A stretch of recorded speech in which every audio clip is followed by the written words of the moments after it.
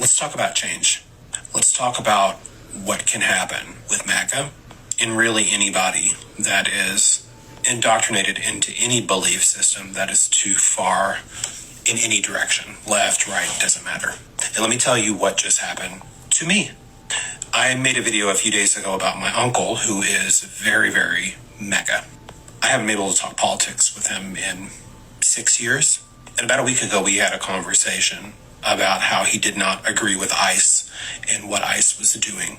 But his other belief systems were still very problematic. But there is a change in the air. And I could feel it when we were talking last week.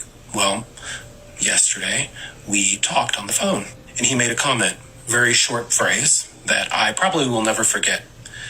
And that is, you were right. Now, he'll probably never say, I was wrong. But he did say, you are right. But before he said this to me, I told him, you know I still love you, right? Regardless our differences, I still love you. And seeing families tore apart breaks my heart, especially when it's my own.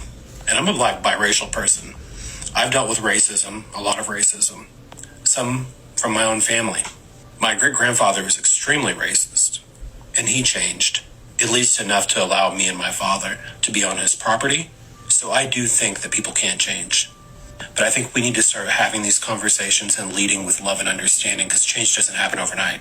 That doesn't mean put yourself in the line of fire or expose yourself to unnecessary abuse. But it does mean come from a place of patience and understanding, if not love. It's easier when it's your own blood. Another interesting thing that's happening in my hometown is, I told you I ran for office, and people here are extremely on the right, and I ran as a Democrat here. These people will argue with me about anything.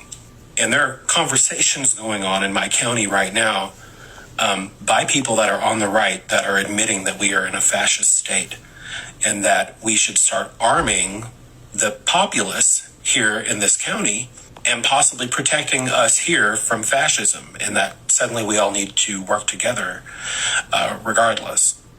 People are starting to wake up. They may not come out completely and all of their belief systems change in an instant, but it is happening, and we do need to allow people that room to do that. Again, that doesn't mean we put ourselves in the line of fire, but we do need to give people the space to grow. Moral purity culture on the left or the right is not going to change this country or fix it for the better. And I do think it's the responsibility of white people, good white people, or people who claim themselves to be allies. And yes, those of us that are biracial and still have any kind of communication with our white families, to have those hard conversations and to have that patience, to not enter those conversations with automatic judgment, even though they don't align with all of your beliefs. By the way, this conversation is not for anybody black or anybody brown. Honestly, I probably shouldn't even be talking about it because I know I'm not safe with those people either.